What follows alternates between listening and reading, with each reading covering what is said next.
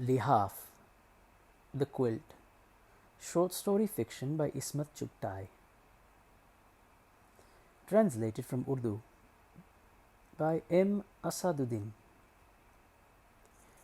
In winter, when I put a quilt over myself, its shadows on the wall seem to sway like an elephant. That sets my mind racing into the labyrinth of times past. Memories come crowding in.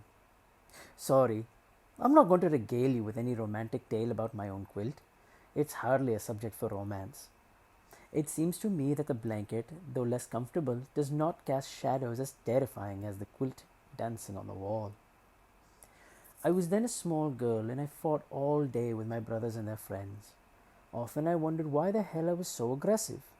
At my age, my other sisters were busy drawing admirers while I fought with any boy or girl I ran into. This was why, when my mother went to Agra, she left me with an adopted sister of hers for about a week. She knew well that there was no one in that house, not even a mouse, with which I could get into a fight. It was severe punishment for me. So Amma left me with Begum Jan, the same lady whose quilt is etched in my memory like the scar left by a blacksmith's brand. Her poor parents agreed to marry her off to the Nawab, who was of ripe years, because he was very virtuous. No one had ever seen a nautch girl or prostitute in his house. He had even performed Hajj and helped several others to do it. He, however, had a strange hobby. Some people are crazy enough to cultivate interests like breeding pigeons and watching cockfights. Nawab Sahib had contempt for such disgusting sports. He kept an open house for students, young, fair, and slender-waisted boys whose expenses were borne by him. Having married Begum Jan, he tucked her away in the house with his other possessions and promptly forgot her. The frail, beautiful Begum wasted away in anguished loneliness.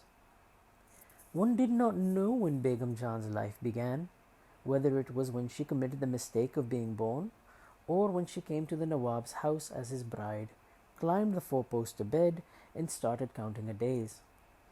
Or was it when she watched through the drawing room the increasing number of firm-calved, supple-waisted boys and delicacies begin to come from them, from the kitchen? Begum Jan would have glimpses of them in their perfumed flimsy shirts and feel as though she was being raked over burning embers. Or did it start when she gave up on amulets, talismans, black magic, and other ways of retaining the love of her straying husband? She arranged for night-long readings of the scripture, but in vain. One cannot draw blood from a stone. The Nawab didn't budge an inch. Begum Jan was heartbroken and turned to books. But she didn't get relief. Romantic novels and sentimental verse depressed her even more. She began to pass sleepless nights yearning for a love that had never been. She felt like throwing all her clothes into the oven. One dresses up to impress people. Now the Nawab didn't have a moment to spare. He was too busy chasing the gossamer shirts, nor did he allow her to go out. Relatives, however, would come for visits and would stay for months while she remained a prisoner in the house. These relatives, freeloaders all, made her blood boil. They helped themselves to rich food, got warm stuff made for themselves, while she stiffened with cold despite the new cotton in her quilt. As she tossed and turned, her quilt made newer shapes on the wall, but none of them held promise of life for her. Then why must one live such a life as Begum Jan was destined to live? But then she started living and lived her life to the full. It was Rabbu who rescued her from the fall. Soon her thin body began to fill out. Her cheeks began to glow and blossomed into beauty. It was a special oil massage that brought life back to the half-dead Begum Jan. Sorry, you won't find the recipe for this oil even in the most exclusive magazines. When I first saw Begum Jan, she was around 40. She looked a picture of grandeur, reclining on the couch. Rabu sat against her back, massaging her waist. A purple shawl covered her feet as she sat in regal splendor, a veritable Maharani. I was fascinated by her looks and felt like sitting by her for hours, just adoring her. Her complexion was marble white without a speck of ruddiness. Her hair was black and always bathed in oil. I'd never seen the parting of a crooked hair, nor a single hair out of place.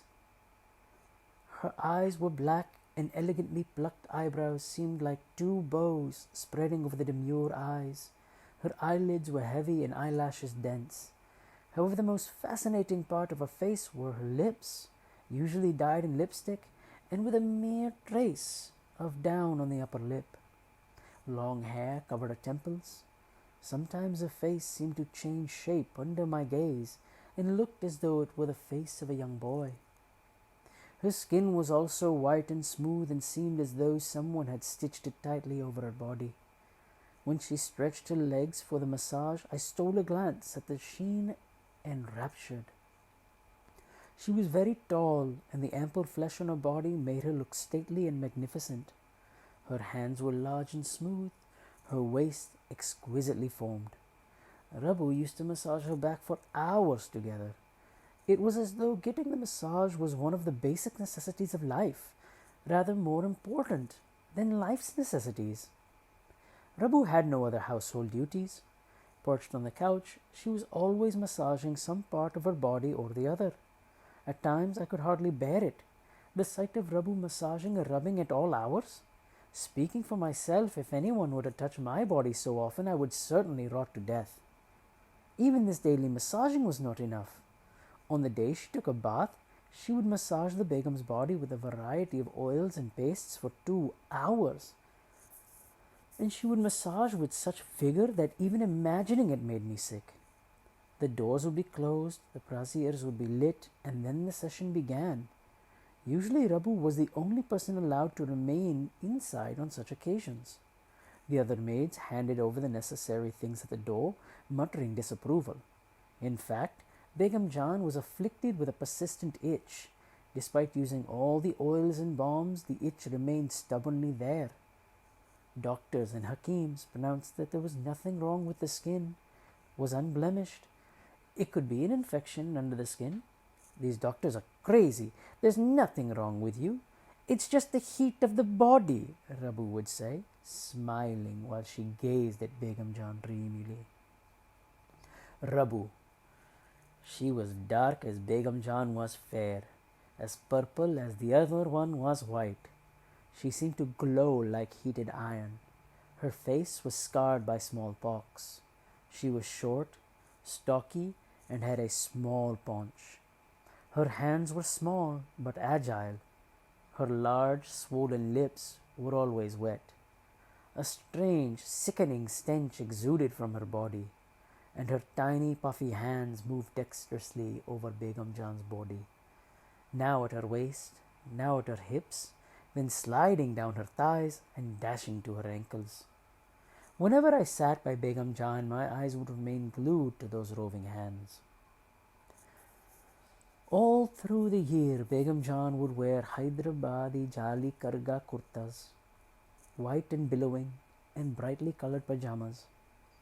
And even if it was warm and the fan was on, she would cover herself with a light shawl. She loved winter. I, too, liked to be at the house in that season. She rarely moved out. Lying on the carpet, she would munch dry fruits as Rabu rubbed her back. The other maids were jealous of Rabu, the witch. She ate, sat, and even slept with Begum Jan. Rabu and Begum Jan were the subject of their gossip during leisure hours.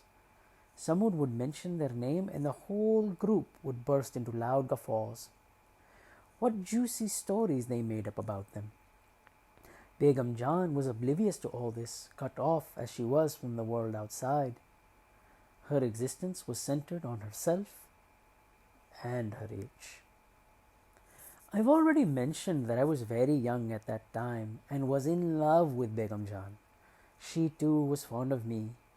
When Amma decided to go to Agra, she left me with Begum Jan for a week. She knew that left alone in the house I would fight with my brothers or roam around. The arrangement pleased both Begum Jan and me. After all, she was Amma's adopted sister. Now the question was, where would I sleep? In Begum Jan's room, naturally. A small bed was placed alongside hers. Till 10 or 11 at night we chatted and played chants. Then I went to bed. Rabu was still rubbing her back as I fell asleep. Ugly woman, I thought. I woke up at night and was scared. It was pitch dark, and Begum Jan's quilt was shaking vigorously as though an elephant was struggling inside. Begum Jan? I could barely form the words out of fear. The elephant stopped shaking, and the quilt came down. What's it? Get back to sleep. Begum Jan's voice seemed to come from somewhere. I'm scared, I whimpered. Get back to sleep. What's there to be scared of? Recite the Ayatul Kursi. All right. I began to recite the prayer, but each time I reached Ya Lamu Ma Ben, I forgot the lines, though I knew the entire ayat by heart. May I come to you, Begum Jan? No, child. Get back to sleep. Her tone was rather abrupt. Then I heard two people whispering. Oh God, who was this other person? I was really afraid. Begum Jan, I think there's a thief in the room. Go to sleep, child. There is no thief. This was Rabu's voice. I drew the quilt over my face and fell asleep. By morning, I had totally forgotten the terrifying scene enacted at night. I have always been superstitious. Night fears, sleepwalking, and sleep talking were daily occurrences in my childhood. Everyone used to say that I was possessed by evil spirits, so the incident slipped from my memory. The quilt looked perfectly innocent in the morning. But the following night I woke up again and heard Begum Jan and Rubu arguing in a subdued tone. I could not hear what they were saying and what was the upshot of the tiff, but I heard Rabu crying. Then came the slurping sound of a cat licking a plate. I was scared and got back to sleep. The next day, Rabu went to see her son, an irascible young man. Begum Jan had done a lot to help him out, bought him a shop, got him a job in the village, but nothing really pleased him. He stayed with Nawab Sahib for some time, who got him new clothes and other gifts, but he ran away for no good reason and never came back, even to see Rabu. Rabu had gone to a relative's house to see him. Begum Jan was reluctant to let her go, but realized that Rabu was helpless, so she didn't prevent her from going. All through the day, Begum Jan was out of her element. Her body ached at every joint, but she couldn't bear anyone's touch. She didn't eat anything and kept moping in bed the whole day. Shall I rub your back, Begum Jan? I asked zestfully as I shuffled the deck of cards. She began to peer at me. Shall I? Really? I put the cards away and began to rub her back while Begum Jan lay there quietly. Rabu was due to return the next day, but she didn't. Begum Jan grew more and more irritable. She drank cup after cup of tea and her head began to ache. I again began rubbing her back, which was smooth as the top of a table. I rubbed gently and was happy to be of some use to her. A little harder. Open the straps, Begum Jan said. Here, a little below the shoulder. That's right. Ah, what pleasure. She expressed her satisfaction between sensuous breaths. A little further, Begum Jan instructed, though her hands could easily reach that spot. But she wanted me to stroke it. How proud I felt. Here, oh, you're tickling me, huh? She smiled. I chatted away as I continued to massage her. I'll send you to the market tomorrow. What do you want?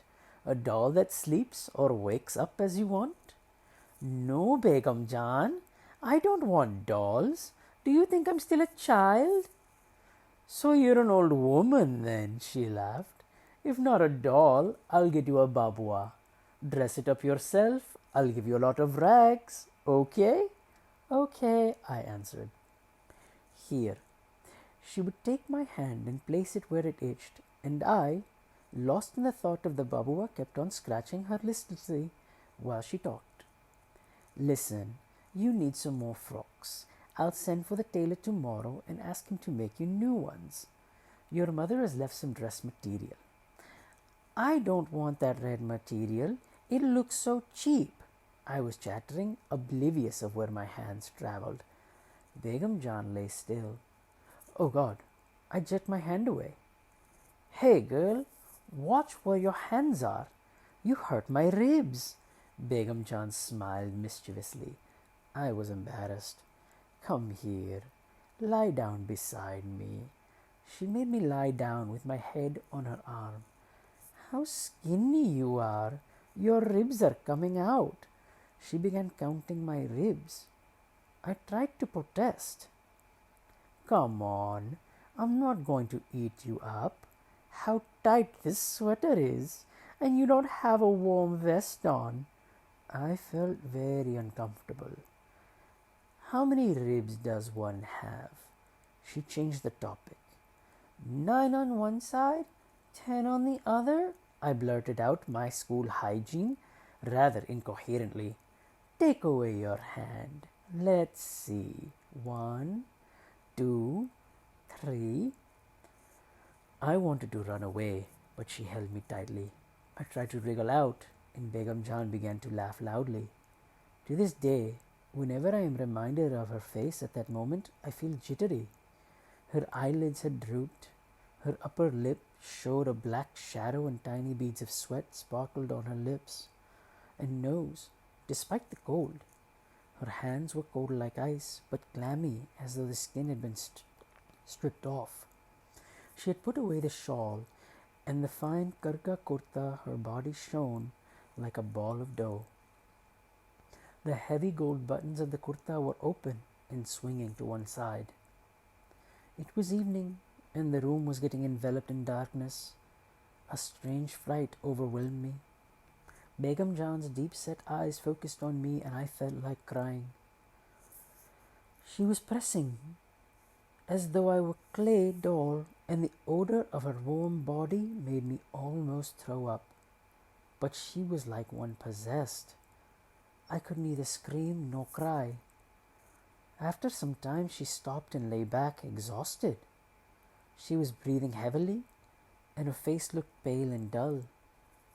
I thought she was going to die, and I quickly rushed out of the room. Thank God Rabu returned that night. Scared, I went to bed rather early and pulled the quilt over me, but sleep evaded me for hours. Amma was taking so long to return from Agra. I had gotten so terrified of Begum Jan that I spent the whole day in the company of maids. I felt too nervous to step into a room. What could I have said to anyone? That I was afraid of Begum Jan? Begum Jan, who was so attached to me? That day, Rabu and Begum Jan had a tiff again. This did not augur well for me because Begum Jan's thoughts were immediately directed towards me. She realized that I was wandering outdoors in the cold and might die of pneumonia. Child, do you want to put me to shame in public? If something should happen to you, it'll be a disaster. She made me sit beside her as she washed her face and hands in the water basin. Tea was set on a tripod next to her. Make tea, please, and give me a cup, she said as she wiped her face with a towel. I'll change in the meanwhile. I took tea while she was dressed. During her body massage, she sent for me repeatedly. I went in, keeping my face turned away, and ran out after doing the errand. When she changed her dress, I began to feel jittery. Turning my face away from her, I sipped my tea. My heart yearned in anguish for Amma. This punishment was more severe than I deserved for fighting with my brothers. Amma always disliked my playing with boys. Now tell me, are they man-eaters that they would eat up her darling? And who are the boys? My own brothers and their puny little friends. She was a believer in strict segregation for women, and Begum Jan here was more terrifying than all the loafers of the world. Left to myself, I would have run out of the street, even further away. But I was helpless and had to stay there, much against my will. Begum Jan had decked herself up elaborately and perfumed herself with warm scent of attars. Then she began to shower me with affection. I want to go home, was my answer to all her suggestions. Then I started crying. There, come near me. I'll take you to the market today, okay? But I kept up the refrain of going home. All the toys and sweets of the world had no interest for me. Your brothers will bash you up, you witch. She tapped me affectionately on my cheek. Let them. Raw mangoes are sour to taste, Begum Jan, hissed Rabu, burning with jealousy. Then Begum Jan had a fit. The gold necklace she had offered me moments ago flew into pieces. The muslin net dupatta was torn to shreds, and her hair parting, which was never crooked, was a tangled mess. Oh, she screamed between spasms. I ran out. Begum Jan regained her senses after much fuss and ministrations. When I peered into the room on tiptoe, I saw Rabu rubbing her body, nestling against her waist. Take off your shoes, Rabu said while stroking Begum Jan's ribs. Mouse-like, I snuggled into my quilt. There was a peculiar noise again. In the dark, Begum Jan's quilt was once again swaying like an elephant. Allah, I moaned in a feeble voice. The elephant inside the quilt heaved up and then sat down. I was mute. The elephant started to sway again. I was scared stiff. However, I had resolved to switch on the light that night, come what may. The elephant started fluttering once again, and it seemed as though it was trying to squat. There was a sound of someone smacking her lips as though savoring a tasty pickle. Now I understood. Begum Jan had not eaten anything the whole day, and Rabu the witch was a notorious glutton. She must be polishing off some goodies. Flaring my nostrils, I scented the air. There was only the smell of attar, sandalwood, and henna. Nothing else. Once again, the quilt started swinging. I tried to lie down still, but the quilt began to assume such grotesque shapes that I was thoroughly shaken. It seemed as though a large frog was inflating itself noisily and it was about to leap on me. Me, I whispered courageously. No one paid any heed.